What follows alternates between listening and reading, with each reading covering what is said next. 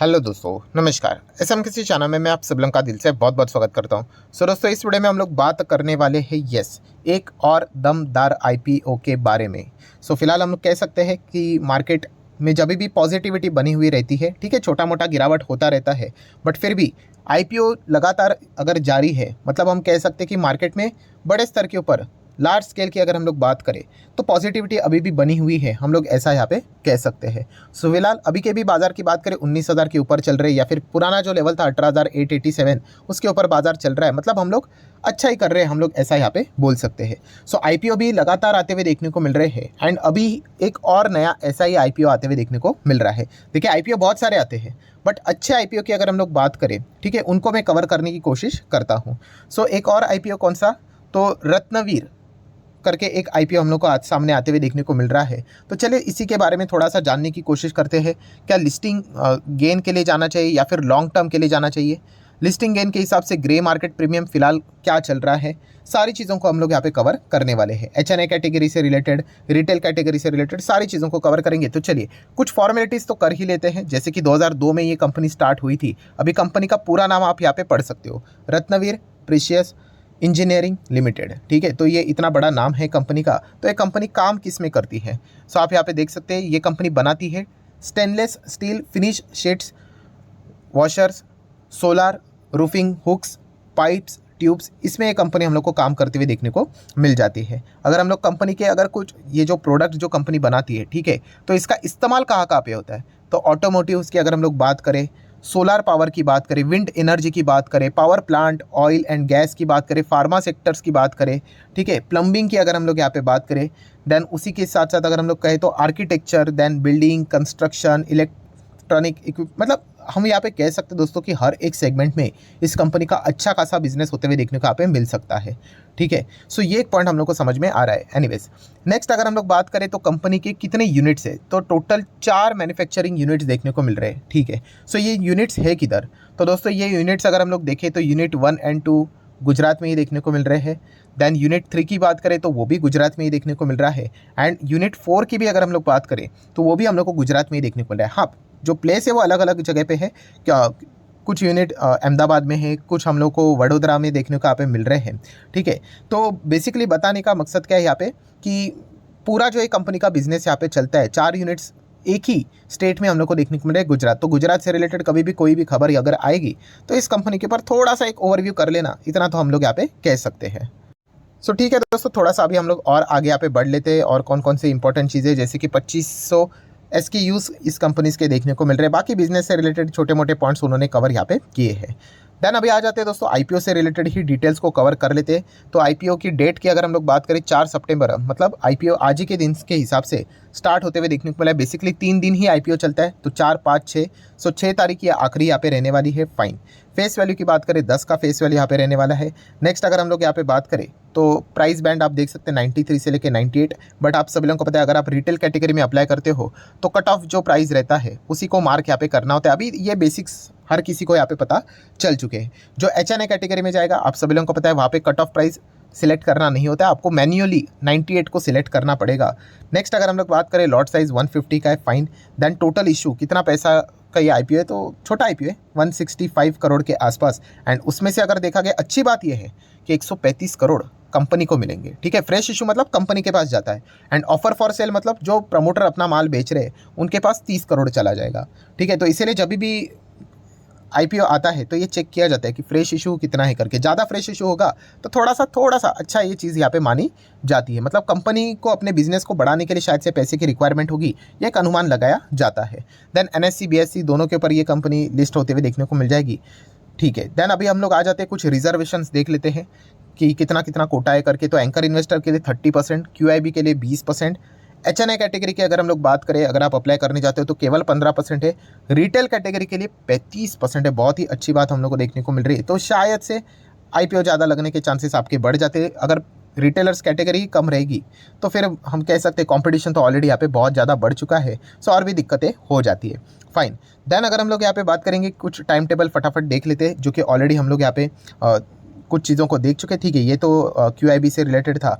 हाँ, अभी हम लोगों का टाइम टेबल आप देख सकते हैं, मंडे से मतलब आज ही के दिन से शुरू हुआ।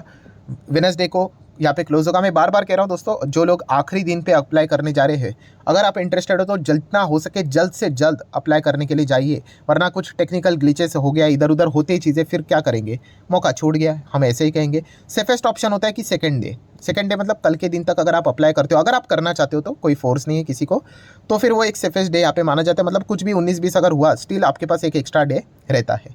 देन 11 सितंबर को पता चलेगा कि किसको आईपीओ लगा है करके। जिसको नहीं लगा 12 सितंबर को वापस पैसे मिल जाएंगे। हाँ, कभी कभी पैसे मिलने के लिए 1-2 दिन एक्स्ट्रा लग जाते हैं, चल जाते हैं, कोई दिक्कत की बात नहीं। 13 सितंबर को आपके अकाउंट में शेयर्स आ जाएंगे एंड 14 सितंबर को हम यहाँ पे कह सकते हैं कि लिस्टिंग हम लोग को होते हुए देखने को यहाँ पे मिलने वाली है।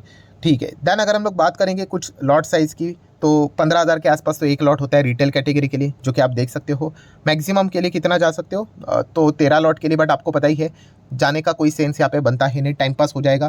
क्यों? क्योंकि ऑलरेडी आज के दिन की अगर आप सब्सक्रिप्शन देखोगे तो आईपीओ ओवर सब्सक्राइब हो चुका है।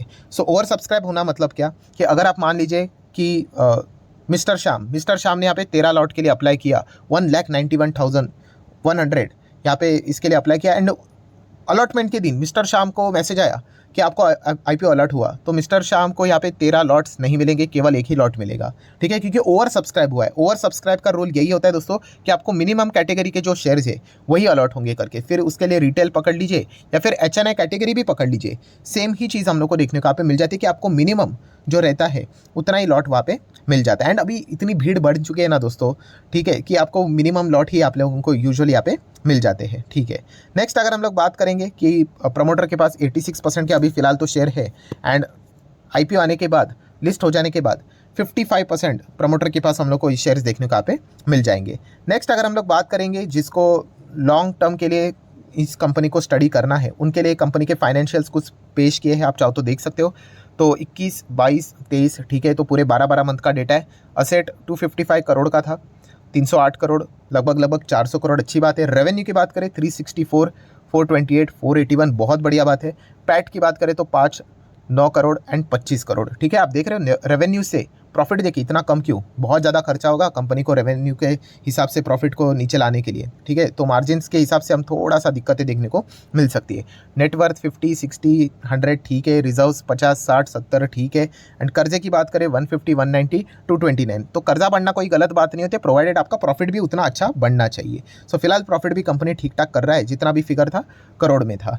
देन अगर हम लोग बाकी की स्पेसिफिकेशंस की बात करें, पी कितना है, मार्केट कैप की बात करें, हो बहुत ही छोटी कंपनी है, 500 करोड़ के आसपास का मार्केट कैप बताया जा रहा है, मतलब माइक्रो कैप भी आप चाहो तो थोड़ा बहुत कह सकते हो।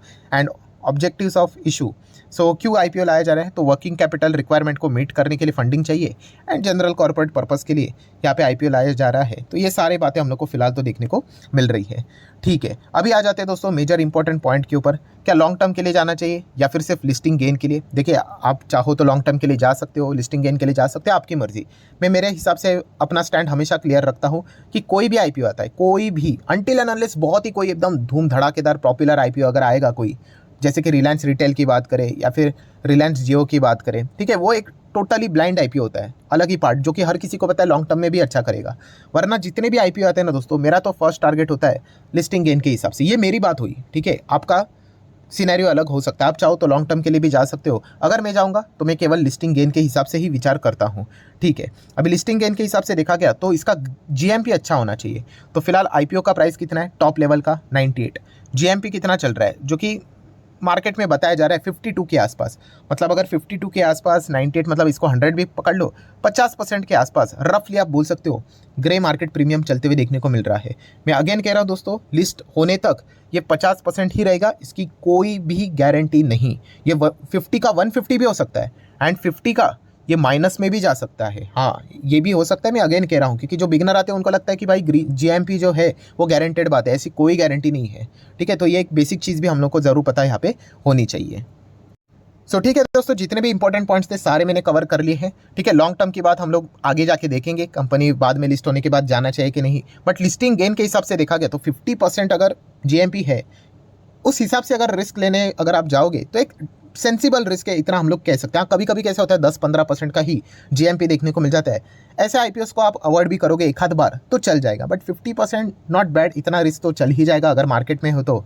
ठीक है, तो आप चाहो तो उस हिसाब से विचार यहाँ पे कर सकते हो। सो आशा करता हूँ जितने भी इंपॉर्टेंट पॉइंट्स थे सारे मैंने कवर कर लिए। वीडियो अच्छा लगे तो चाहो तो लाइक एंड शेयर कर सकते हो। एंड डीमैट अकाउंट अगर आपने अभी तक ओपन नहीं किया है तो लिंक नीचे डिस्क्रिप्शन में 25 वीडियो की लिस्ट आपको बिल्कुल फ्री ऑफ कॉस्ट मिल जाएगी। आपका नाम, कौन सा अकाउंट आपने लिंक के थ्रू ओपन किया है, प्रॉपर्ली कमेंट्स में मेंशन कर देना। तो हफ्ते भर के अंदर अंदर सारे लेक्चर्स मेरे साइड से फ्री ऑफ कॉस्ट प्रोवाइड कर दिए जाएंगे ताकि आप शेयर बाजार को आसान भाषा से सीख सको। So that's it, thank you very much दोस्तों, we will be meeting our next video. तब तक के लिए बाय बाय।